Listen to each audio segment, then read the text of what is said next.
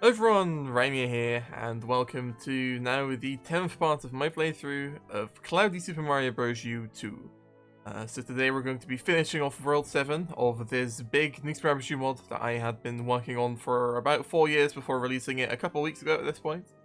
And yeah, without further ado, let's get started with 7-5 Seesaw City. This level was really interesting in the way that it came together in the end because this level was really made during like a creative dip of mine, you could say. Like I was really not really feeling well about making levels at this point. I don't remember exactly when, probably like maybe like mid 2021 or something, maybe early 2021 even. And yeah, like I said, I wasn't really into making levels at this point. I was like, kind of getting towards the end of development, but there was still a long road ahead of me, so I was kind of feeling like not depressed, but you know, just kind of down. And so this was one of the levels that I made in that period, and that meant that I was like, you know, this level is super simple, and I think this level probably took like 2 or 3 weeks to make, which even for my standards is pretty long, especially considering how relatively simple it is. I was just like making like half a screen worth of level like every day or so. I was just feeling kind of bad about that as well. But yeah, this level uses these seesaw bridge platforms here, which are retextured or actually remodeled versions of the mushroom platforms originally from 7-2 of the original game, I'm pretty sure. And also over here we have the 8-bit cloud for this level. Actually, I guess that is, you know, I think last episode I said that in the 7-tower, like there was like one of the earliest 8-bit clouds. But in a sense, this one's even earlier because, of course, it's like before the before the main part of the level even starts. It's like to the left. Does that make it earlier or does that make it later? I don't really know. But yeah, either way. We're also using this New Super Mario Bros. Athletic remix again in this stage. I kind of use this mostly for bridge stages in the mod, just because I want to, you know, have some variation to the music instead of just using the athletic theme all over the place, and you know, kind of fits that way. We also have the scale platforms and donut blocks in this level. So yeah, it's all about like, you know, scale stuff, because the donut blocks of course fall down after you stand on them for a while. And the same kind of happens with scale platforms and also with these seesaw bridge platforms. So it all fits together pretty nicely. I like that red coin section there. Of course, like what I did wasn't really the intentional way of getting the red coins. You can also dip this platform down like this and get them like that. And then if we go down here, there is one of these Flutter Yoshi sections, which I guess we also kind of had something like that similar for the third star coin of the World 6 level with Yoshi. But whatever, it's not that, you know, bad to have the same kind of pipe entrance twice in the mod. And this is kind of a fun section here. You actually can't do this without Yoshi because Yoshi actually makes Mario way more on scale platforms. And so when you throw this power block, of course, that star coin falls down. And only if you have Yoshi in this section, the skill platform will actually, you know, allow you to tilt up the star coin like that. Because Mario and Yoshi together outweigh the star coin. However, if you were just on Mario like this, then the platform wouldn't go up with the star coin on top of it. Because, like, I guess Mario and the star coin weigh the same. Kind of interesting how, you know, weight physics in New Super Mario Bros. U and also New Super Mario Bros. Wii, I guess, work. It's kind of strange, honestly. I do actually like kind of like this level now that you know, I remember when I originally like finished it and made it and like was making it, I was hating it. Like I thought it was terrible, one of the worst levels that I've made for the mod. And now I honestly think it's pretty decent, you know, like it's definitely pretty simple and like yeah, nothing crazy going on, but it's fine. You know, it's got some nice sections and stuff, and also really like the tiling. Like for example, in this section here, just the way I use the background rocks and the pillars and the windows and everything. I think it looks pretty decent.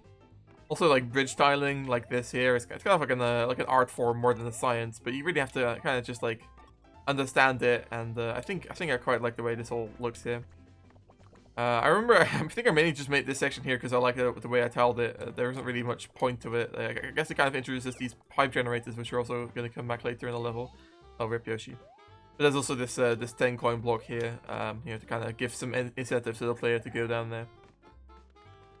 It's kind of a weird thing. I've seen a lot of people, because, you know, you get the Yoshi in this level. I've seen a lot of people trying to get up here, you know, by doing a Yoshi flutter jump like this. There's also just invisible question marks here, which is pretty lame, honestly. Yeah, I'm not a huge fan of that. It's pretty just stupid way of getting into a bonus section like that.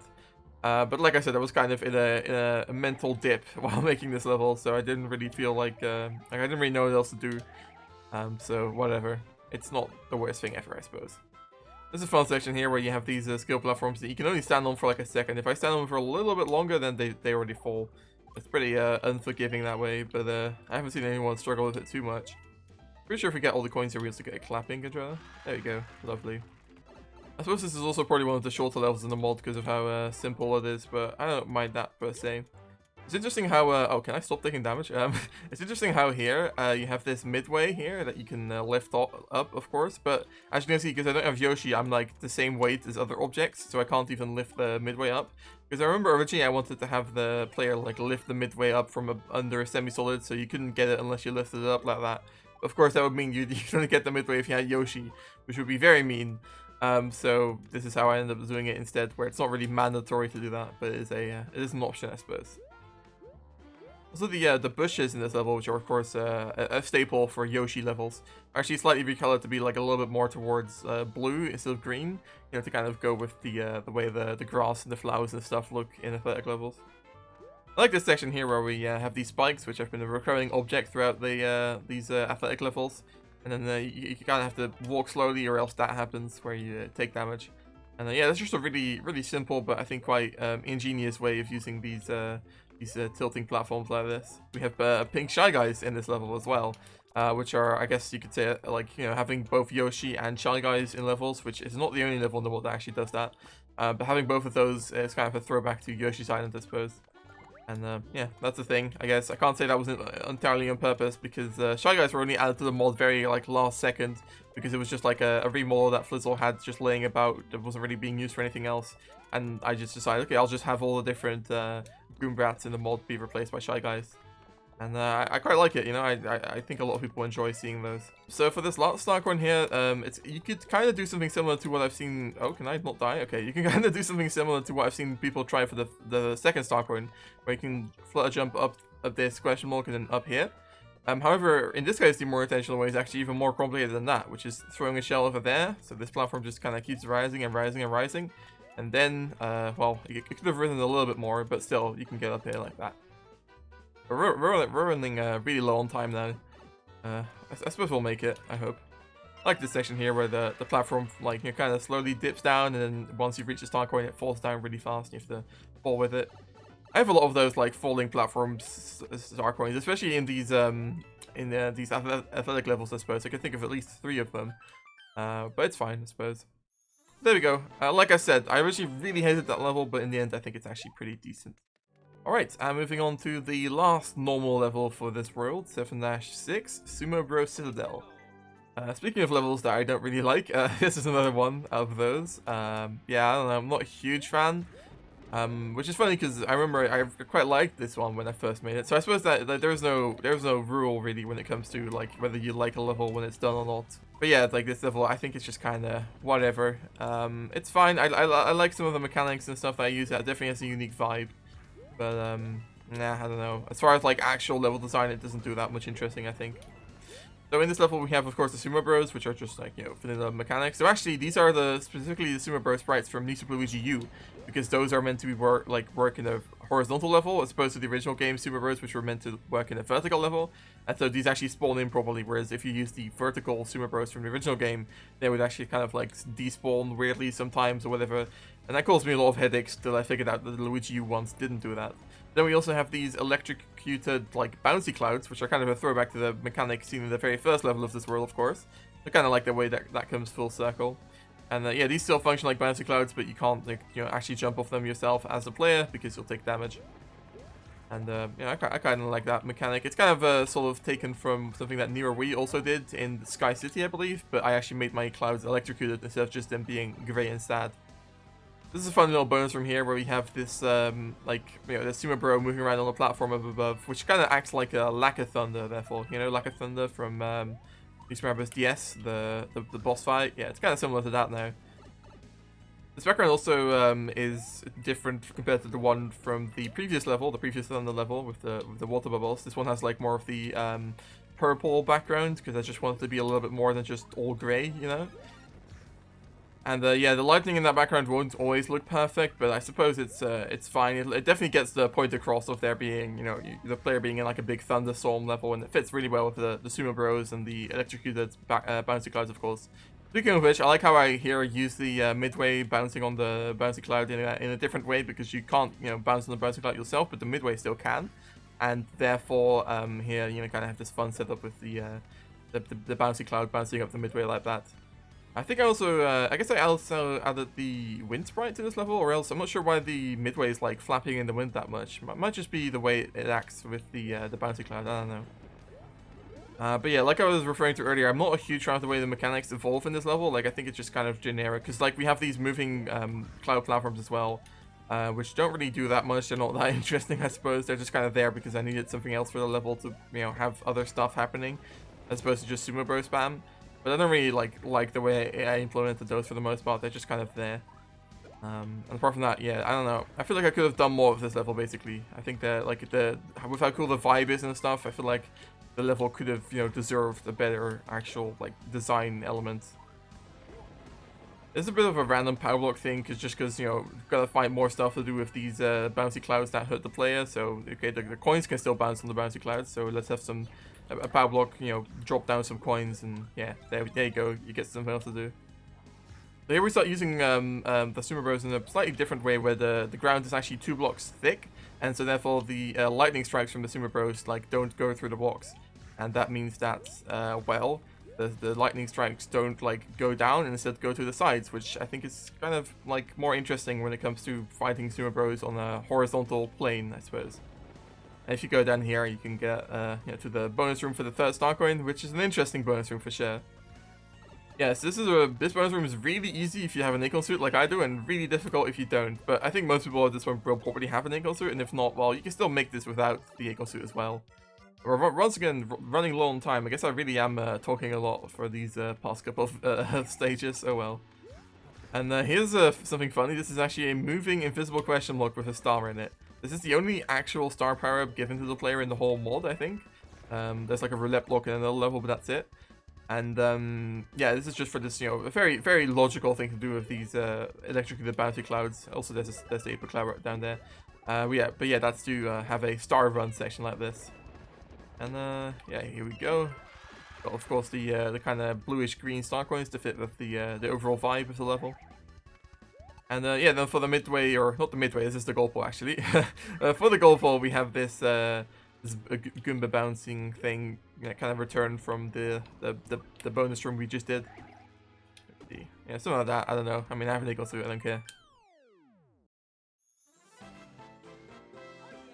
Another thing in that level as well, which I forgot to point out as I was playing through it, of course, is that the normal maps on the tile sets really shine in that one with the all of the different electrocution like effects that, you know, of course, shine a bright yellow light that also makes the tile set kind of illuminate in a cool way due to the normal maps. Anyways, on to the castle for this world, which is Ludwig's Lighter Castle. So people might, you know, associate the word lighter with like the adjective, but of course I use it as a noun here, you know, as in a lighter. You know, something that, you know, lights something on fire, which is of course kind of what these burners are. So I think that works. But yeah, I'm a big fan of this level. It's quite a traditional level, I think. Like, I don't really go crazy with the mechanics or anything, but I think I use, you know, very vanilla mechanics in some interesting ways still. And also, once again, we have the normal maps kind of playing a nice role with the. If you don't know what normal maps are, they kind of like allow for this artificial lighting on the background rocks here, for example. You see how like there's like light shining down on the bottom of the parts, but not on the top, because that's how light would actually function in real life.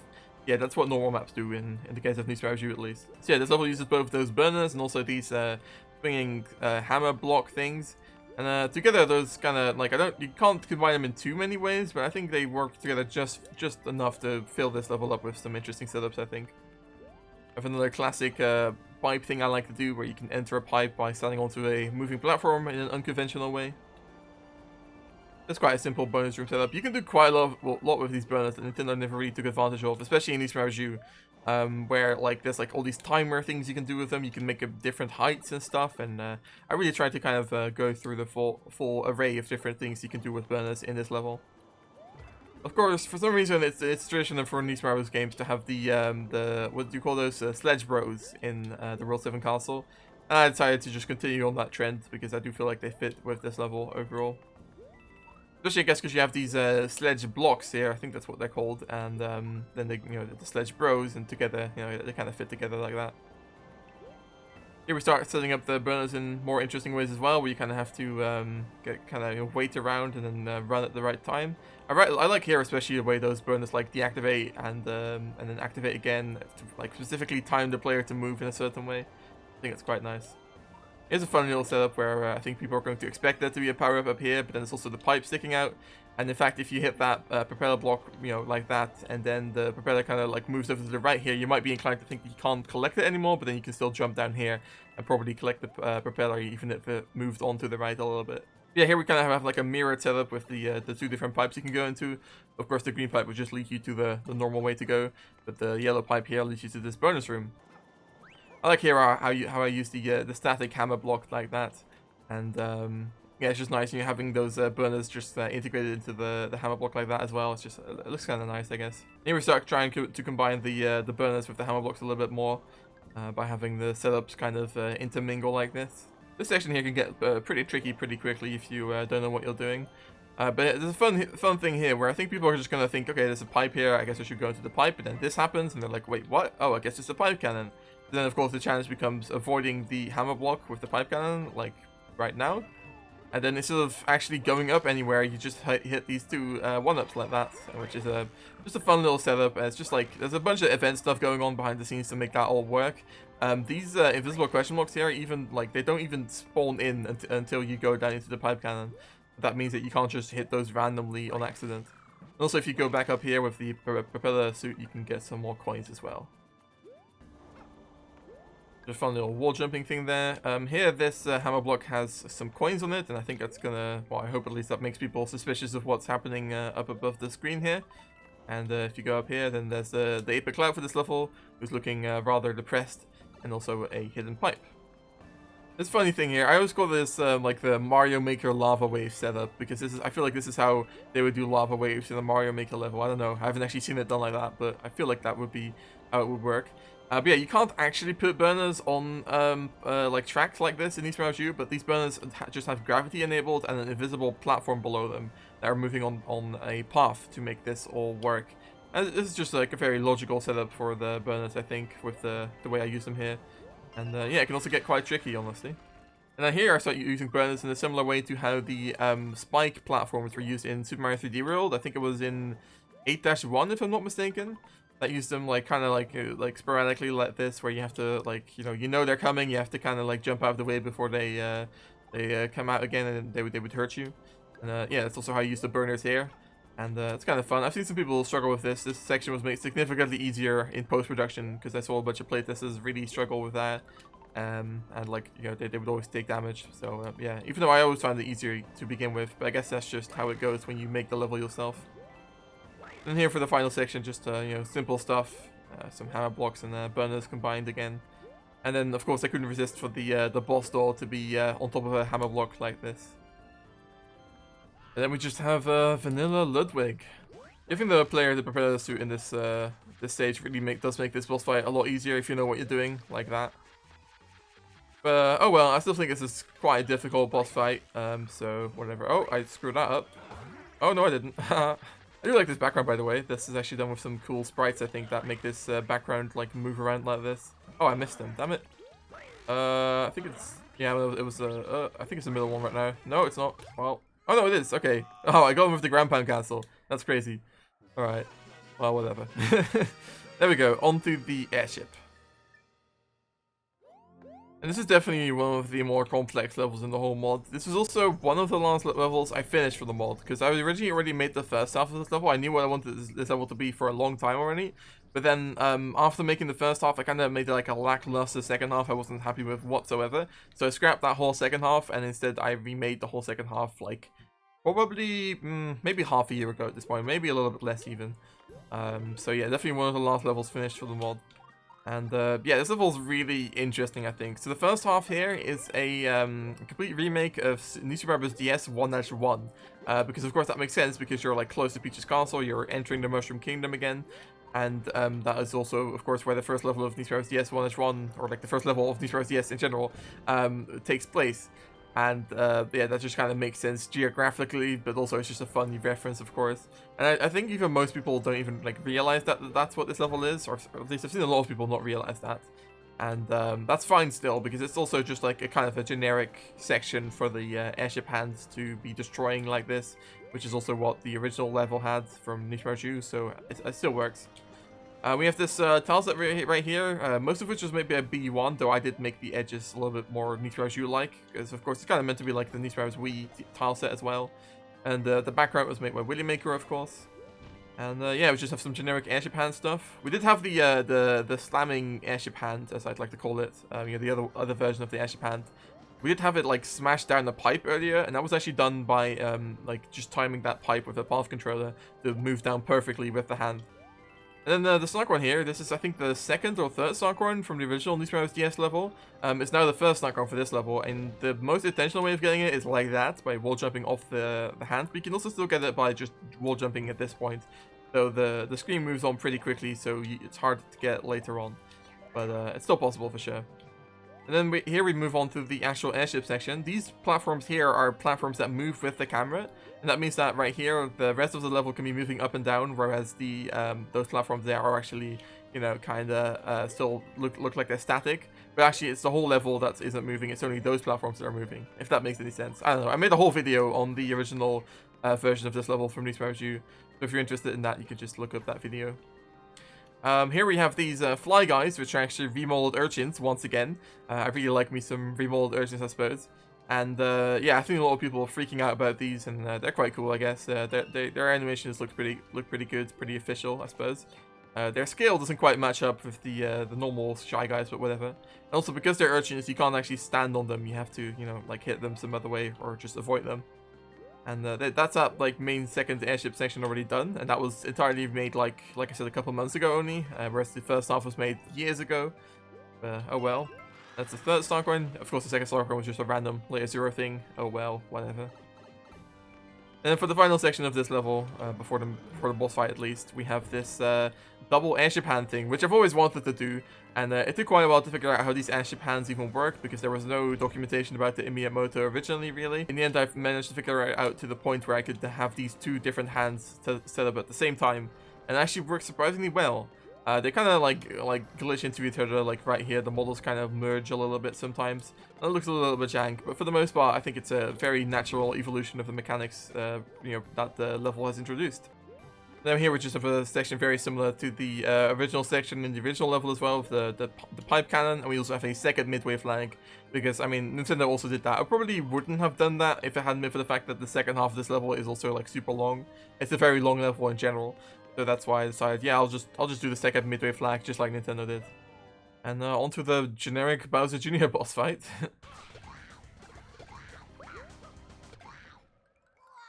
And he's dead. This cutscene here has changed a little bit. If you hadn't noticed already, the airship tile set for this mod is a little bit more complex. There's a little bit more assets and stuff than the original tile set, so therefore I have to mess around with this cutscene a little bit as well in the editor. But it worked out in the end. And there we go, all star coins in World 7 as well. So that's going to unlock another World 9 level, spoiler alert. But yeah, guys, I think that's going to do it for this part. So we've now finished World 7, and in the next part we're going to be starting World 8. And yeah, I hope you tune in next time for that, and I hope you enjoyed. But yeah, see you later, guys. Bye-bye.